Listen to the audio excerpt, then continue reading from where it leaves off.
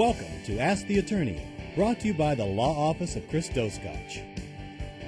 Good evening to you. I'm Eric Green, and tonight we're talking workers' compensation. Workers' comp. It is the insurance that helps provide the replacement of wages and medical benefits to someone who's injured on the job or job-related in exchange, really, for not agreeing to agreeing not to sue their employer for negligence.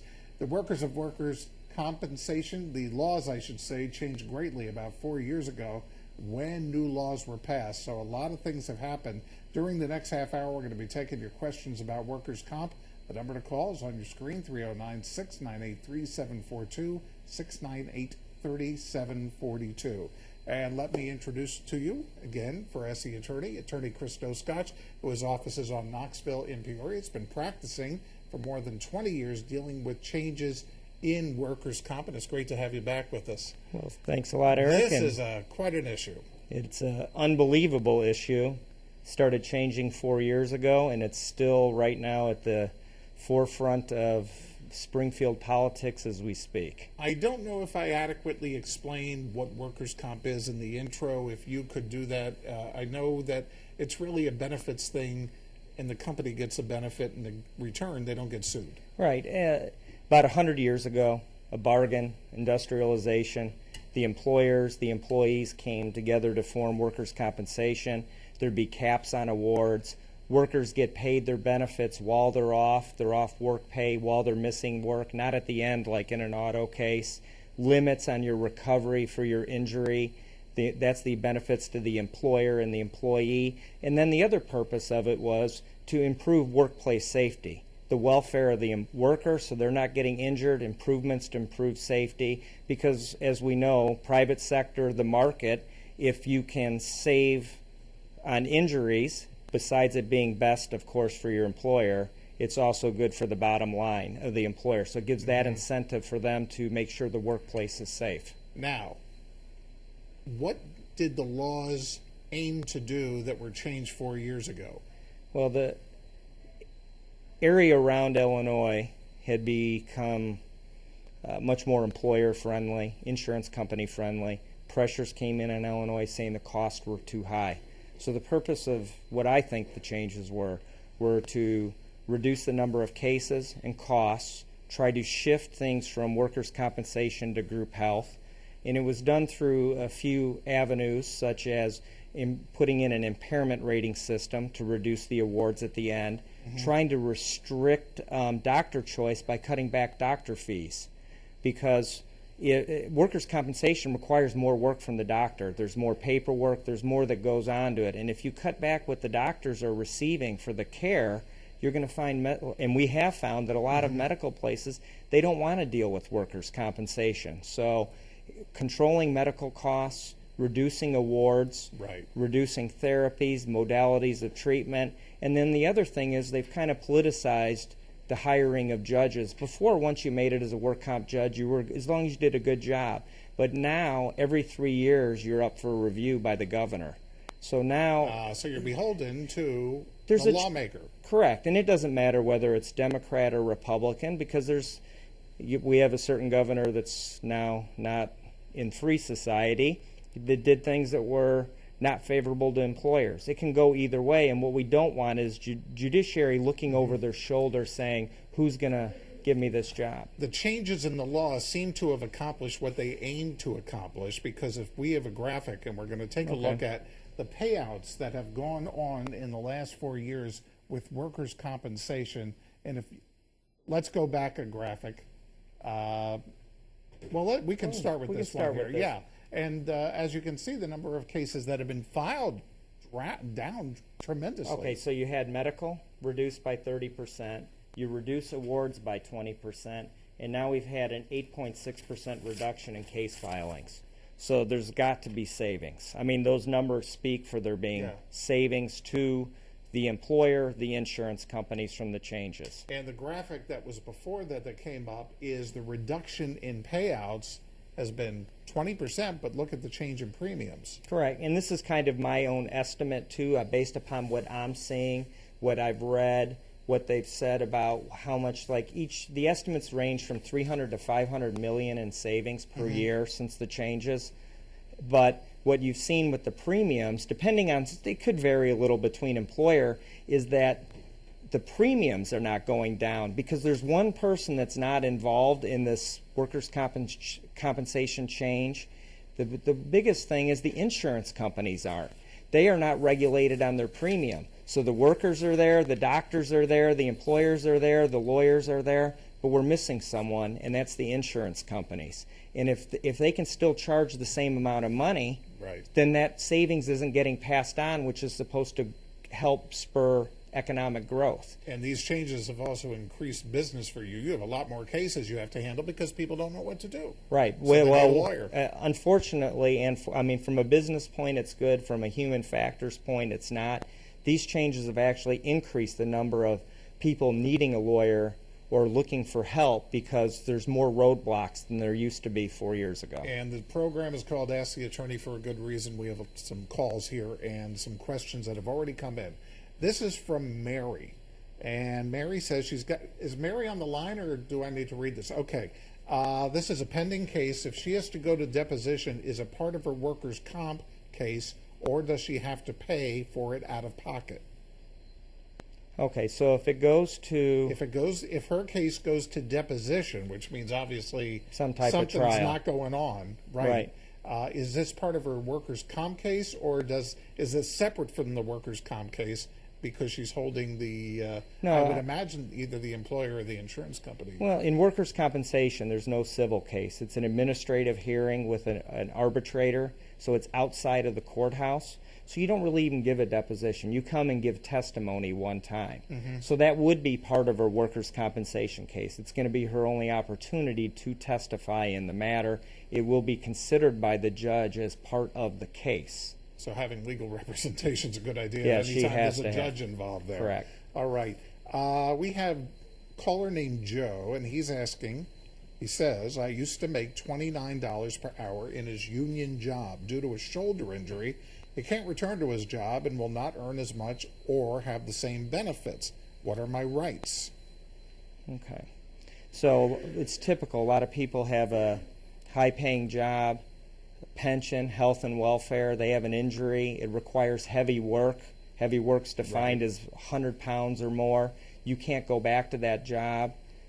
What am I going to do? My employer can't accommodate me. Well, under workers' compensation, the employer is supposed to pay you while you look for alternative work. Or if you're younger, retrain you in a new field to try and supplement or find a new vocation for you, new employment. So while you're looking for alternative work, you're supposed to be getting paid your workers' compensation just like when you were off. But as an employee, you have an obligation, and this is very important, that you look for jobs, follow their instructions, the retraining program.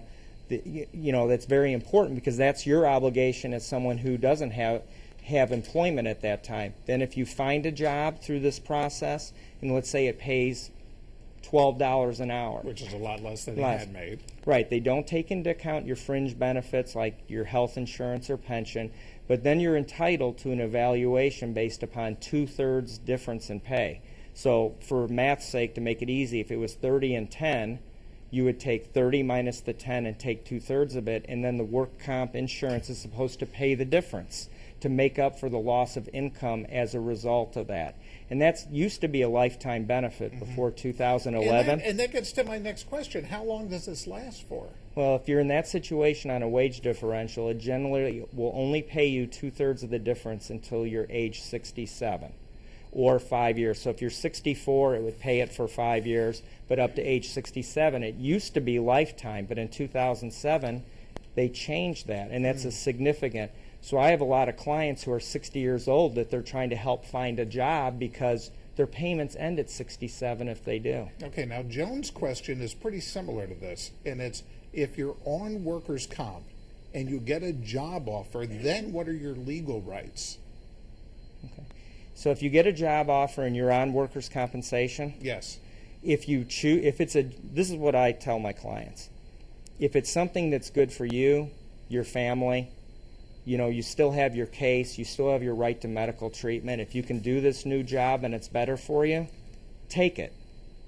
But how many new employers are you going to find willing to take someone that's on workers' compensation at that time that might have surgeries and medical treatment? So your case doesn't end because you take a new job or go to a new employer. It's kind of a fact-by-fact situation, case-by-case situation. But that's kind of the advice that I would give someone. All right, we're going to take a quick break. We're going to be back with attorney Chris Doscotch talking about workers' comp, and the number to call 698-3742. We got a lot of questions to get to, and we would like to have more, so please give us a call, and don't be shy about it. We'll be right back.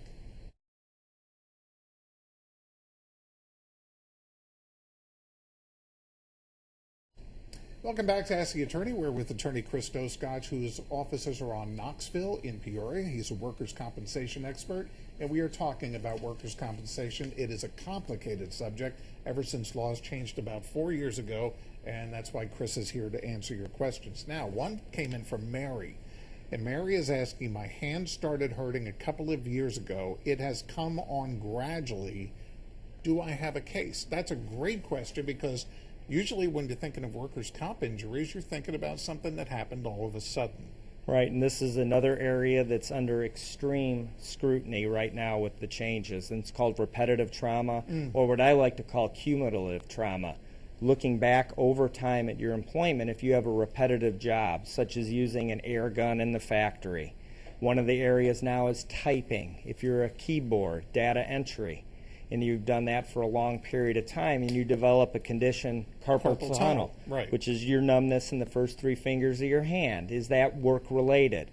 And there's many risk factors that you can have from health. Obviously, work is not the only cause, but in Illinois, the only thing that has to in Illinois, your job has to be a causative factor, one of the causes. It doesn't have to be the only cause. So if your work contributes to developing carpal tunnel symptoms from repetitive use, and you go to the doctor and they make that diagnosis, your date of accident really is when you start seeking medical treatment and there's a diagnosis and a person knows they have it. It's not a definite, it didn't happen this day, it came on with time.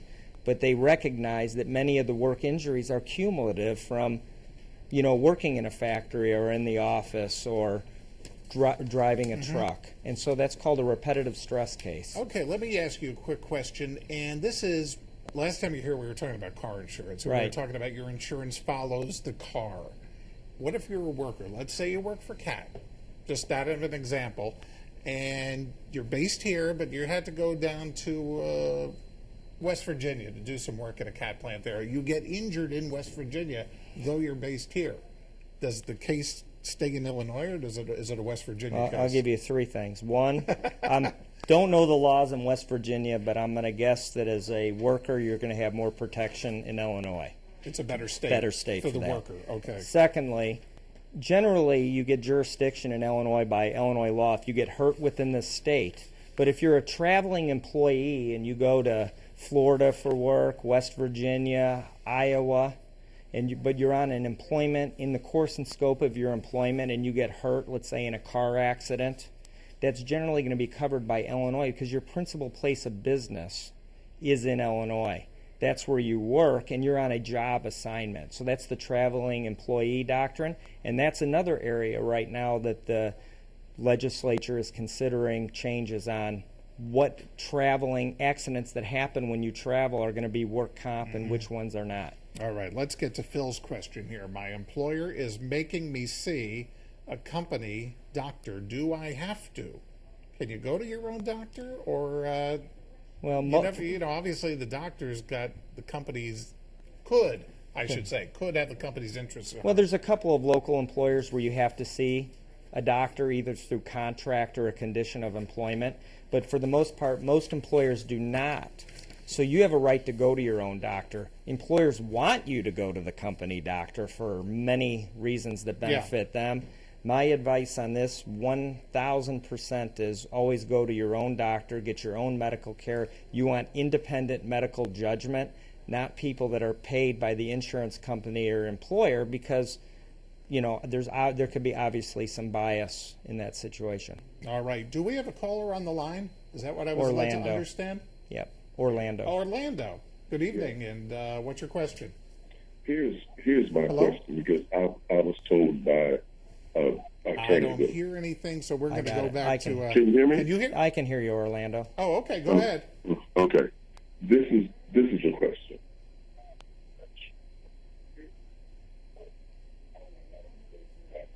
Attorney. That hello? Yes, we're here. Okay. That all cases are the same. Like if I turn out the rotator cuff, they only pay you for so much.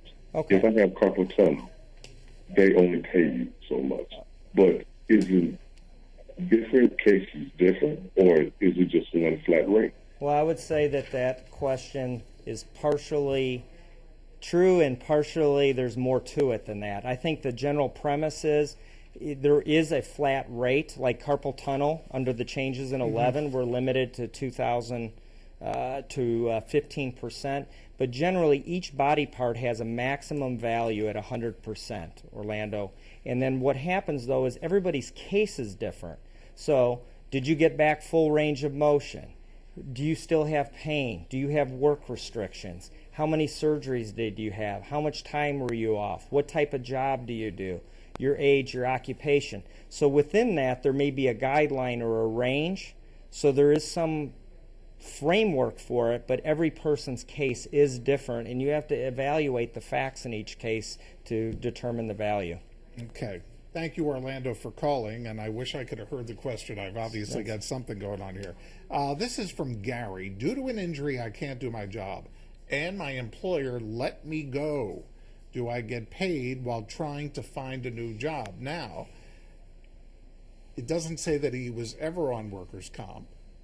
It's just that he was injured during his job and the employer let him go. So I don't know if this would be a question for IDES or if it would be a question for a lawyer. You know, if it's a work comp injury and you can't do your job and you're receiving treatment, you would make a claim for workers' compensation benefits. You cannot get unemployment for a temporary medical condition that you're receiving treatment for. You have to be able to perform all the jobs in the market. Now, if you just had an injury and an employer met the requirements of the Americans with Disabilities Act and they cannot accommodate you because you can't do the essential functions of the job, which is totally separate than workers' compensation, then while you're looking for new employment, they don't have to pay you. In that situation, if it's a permanent restriction, then you could collect unemployment. But if it's a work-related injury that they let you go for, you're either going to get benefits while you're looking for a new job, or if you're getting treatment when they let you go, then you would get workers' compensation. And the other thing, where do you go for that, though? To get workers' comp after you have you've been let go? A lawyer, lawyer, or have a lawyer before. And the other thing is, not that this doesn't happen, but employers are not supposed to let you go because you have a work injury. So the employer should be, while you're recovering, allowing you a chance to get back to your employment. Okay. This is from Vince Pointer. If you get hurt at the job and you can't do your job anymore, can they fire you? Well, we kind of touched on that. They can. I mean, rarely do I have a person who comes in and says, my employer fired me because I had a work case. They'll usually try and come up with another reason. Yeah. So you can't. That gets messy for them. Right. And the reality of it is there's not a lot of lawyers that take those cases. It's called retaliatory discharge.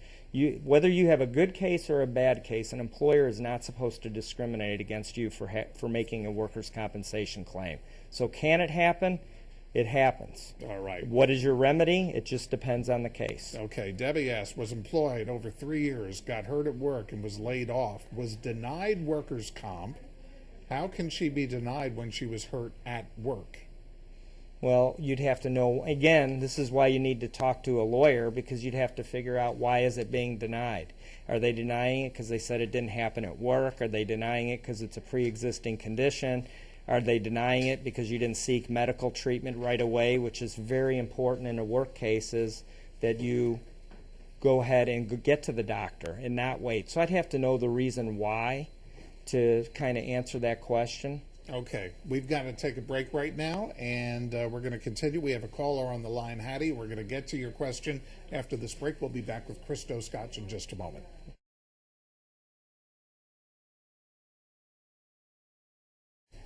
And we are continuing now with Chris Doscotch here on Ask the Attorney. We are talking about workers' compensation. I think we have a record number of callers tonight. This is from Hattie. Had hip surgery, still having pain in her leg. What can she do? Well, in a case, I'll use this as an opportunity. Most cases get settled, they're closed.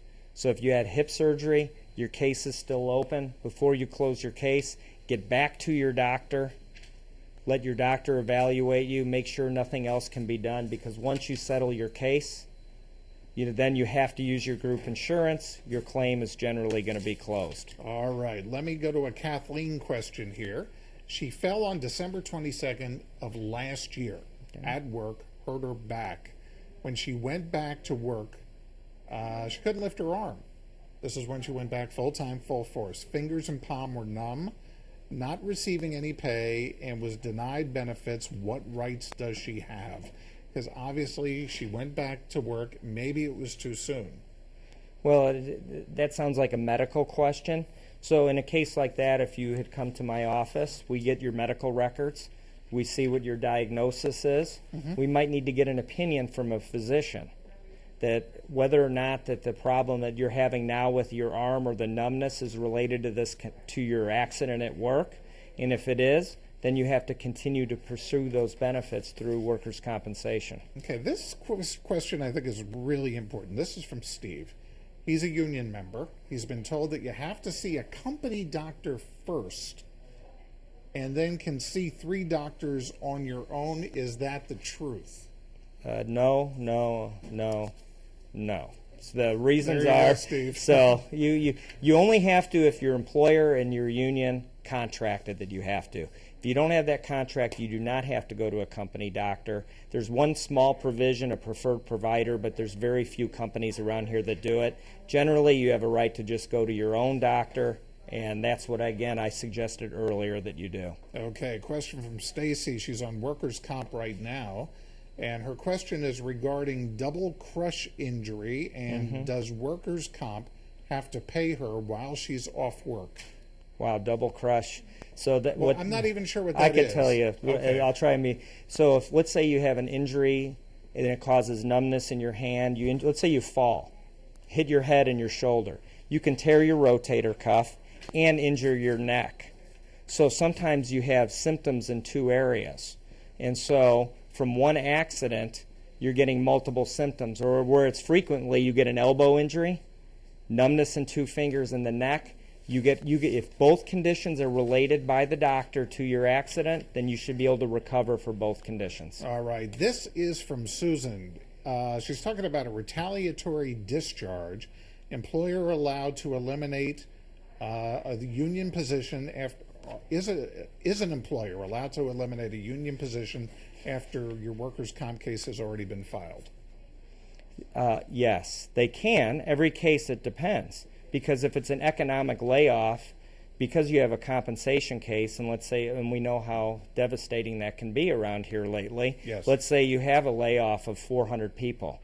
If you're in that group based on seniority, you can be laid off. You still have the right to your workers' compensation benefits, but it does not give you an exemption from a group-wide layoff. What you can't be is they lay off 5 people, and the only 5 that get laid off are people on workers' compensation. Then that would be discriminatory. But if it's a non-discriminatory general layoff, workers' compensation is not an exemption from that. Okay, question for Mike. He currently has a broken femur with cables and a back injury and a hip implant.